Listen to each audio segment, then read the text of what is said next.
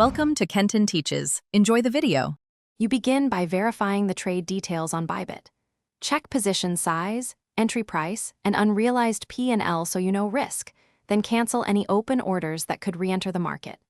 Once done, choose Reduce Only or place a market close for the exact quantity to exit immediately. Make sure to review fees and slippage estimates. This avoids surprises. You'll act now to stop the trade cleanly, not later when price moves against you. You execute the exit by choosing market for immediate fills or limit if you're patient and want price control. Toggle Reduce Only to prevent flipping your position. If you prefer a partial exit, set Take Profit or Stop Loss with explicit size percentage and target price and confirm the order type.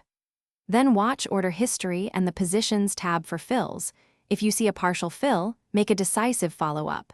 Either cancel and reissue, or send another. You finalize by confirming your position is fully closed and no active orders remain, refreshing the dashboard to clear cached data.